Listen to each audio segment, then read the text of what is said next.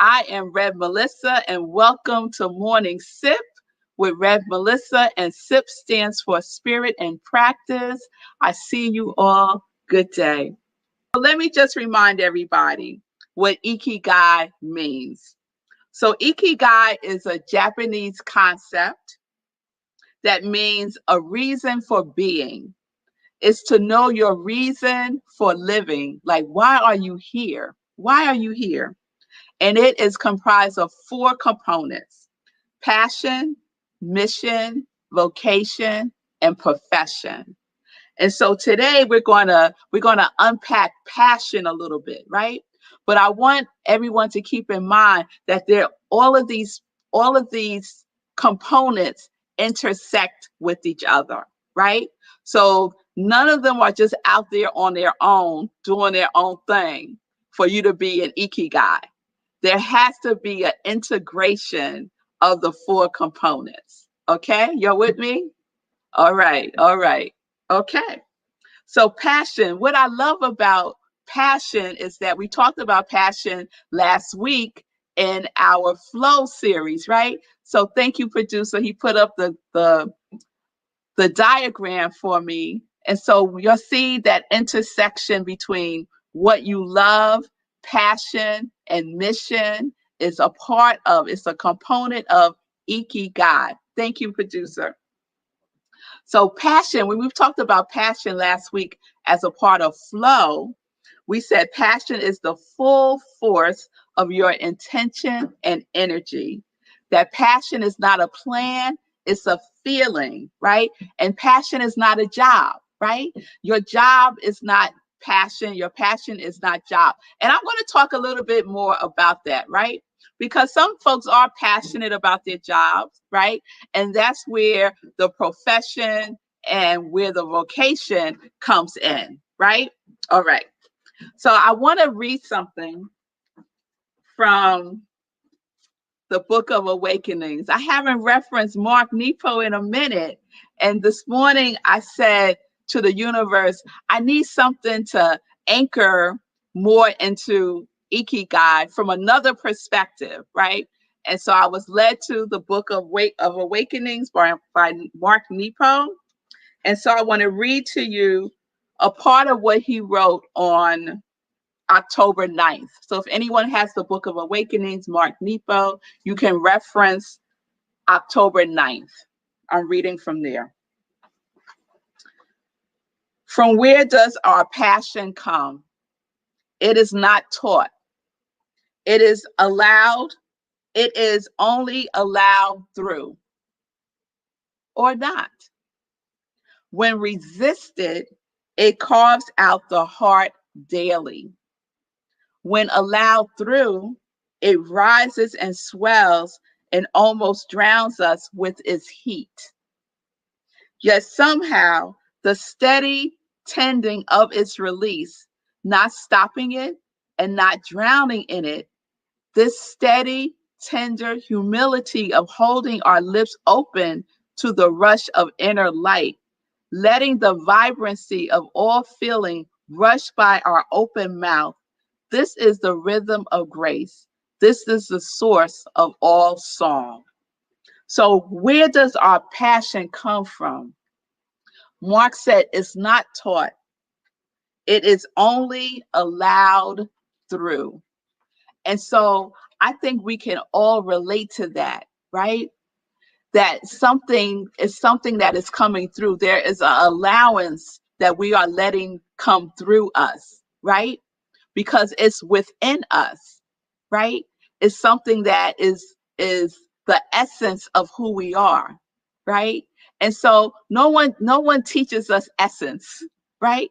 It's something that we are endowed with. It's something that we already embody, right?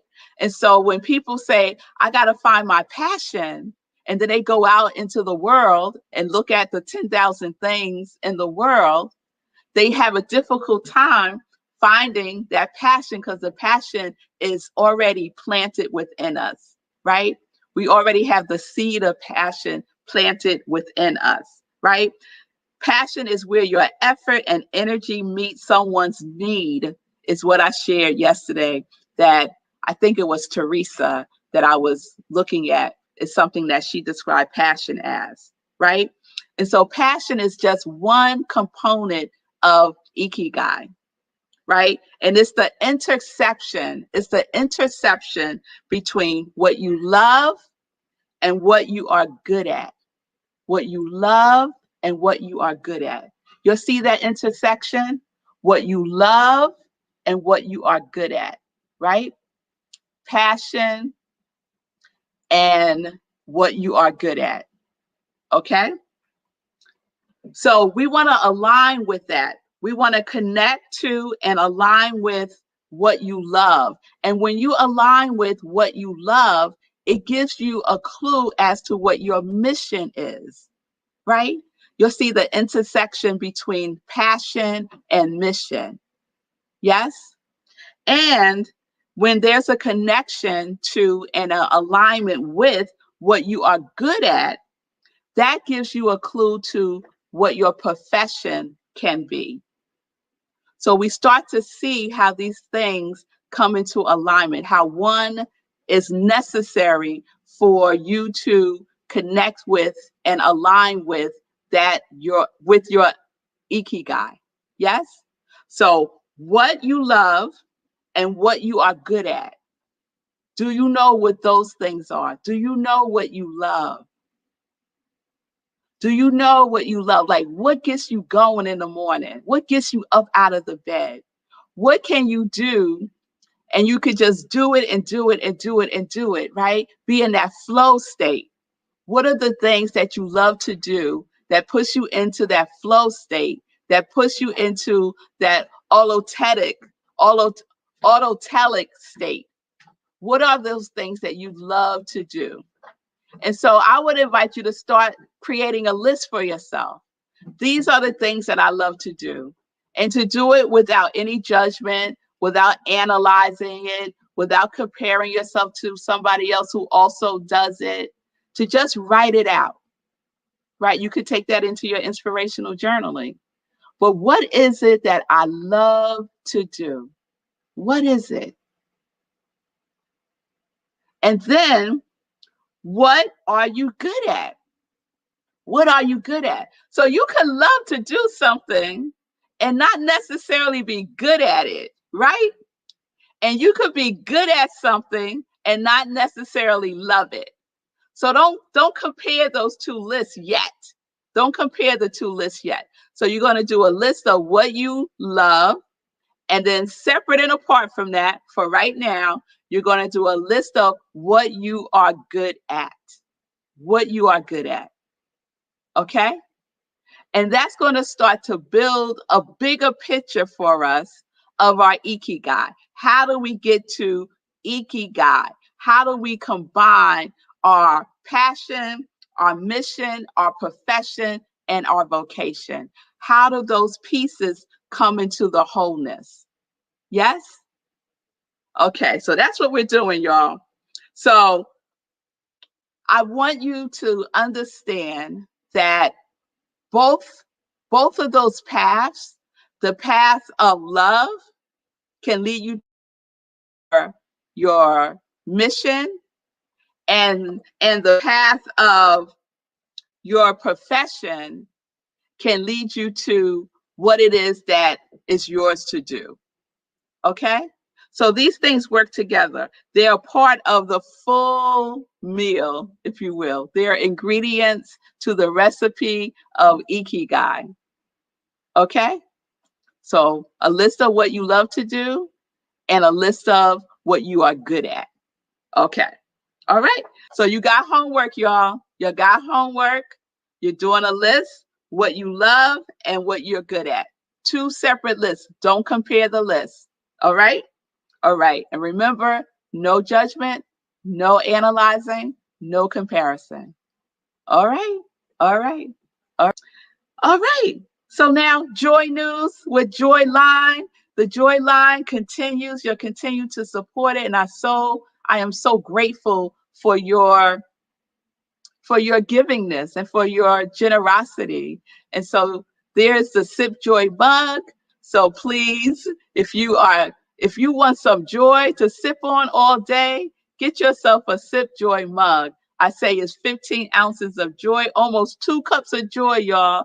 And so there's some of my people, my congregation of joy, sipping on their joy mugs. And then we also have the shirts, the t-shirts, long sleeve and short sleeve, live life in joy and connect to your yes. So please participate in the ministry of joy by participating in the joy line. And then you'll also know that I have these wonderful socks that Nan just got too. I'm waiting for the pictures, Nan. The Joy, Joy, Joy warm, toasty cotton socks. Yes. Oh, I see you, Vanessa, pouring coffee into my joy mug now. All right, all right. I love it. I love it. I love it. All right. I had tea in my joy mug this morning. I had this herbal tea. It's like 13 different herbs. My girls call it mud tea. They said the tea looks like mud, but it is good and it's good for my body. So I love it. Please do your homework, right? Your homework only works if you work it, right? So let's work it and get our list of what we love and what we are good at doing. Okay? All right, y'all. So peace and blessings, peace and justice. We're living life in joy, connected to our yes.